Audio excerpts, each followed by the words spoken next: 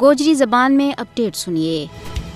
بھارت کے زیر تسلط جموں کشمیر میں درندہ صفت بھارتی فوج کی طرفوں بے گناہ کشمیریوں کی قتل و غارت گری کو سلسلہ بدستور جاری ہے۔ گراں ویراں اور بازار سنسان ہے، ہر بکھی لو کی چھنڈک اور ماتم ہے۔ ویسے تو کشمیر میں ہر یوم کربلا اور ہر شام غریباں کو منظر پیش ہو رہا ہے، لیکن جنوری کا مہینہ نہ لہو رنگ مہینہ کے نال جانے جائے، کیوں جے زیادہ تر بڑا دل خراش اور دل دوز سانحات اسی مہینہ کے اندر رونما ہوا ہے، جنہاں میں سانح گاؤں کا دل جد ایک جلوس پر فائرنگ کر کے 50 بندہ نہ ابدی نیند سوال دی تو سانحہ 100 پر جد 57 بندہ جلسایا گیا۔ سانحہ کپواڑہ درجنہ بے گناہ بندہ شہید کیا گیا۔ انہیں سانحات بچو ایک سانحہ ہندواڑہ بھی ہے۔ 5 جنوری 1990 میں جد گاؤں ماتا کا پجاریاں نے رام حال، راجوار اور ماور تے لنگیٹ کا علاقہ تو آن آڑا ایک تاریخی جلوس پر اندھا دھند فائرنگ کر کے 5 آزادی پسنداں کی جان لے لی تھی۔ 34 سال کو عرصوں گزرن کے باوجود اس سانحہ میں ملوث فوجی درندہ نہ سزا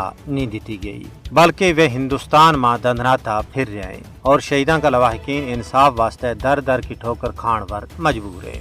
کشمیری قوم ہندواڑہ سمیت تمام سانحات نہ کدی بھی نہیں پھلسیں، ان کا زخم ہریا ہے اور وہ اس ویلے تک نہیں پھلسیں جب تک ان شہیداں کا مشن نہ پائے تکمیل تک نہیں پہنچائے جاتا۔ بھارتی فضائی حکومت مستقبل میں کشمیر میں مزید قتل عام کو مذموم ارادہ رکھا ہے۔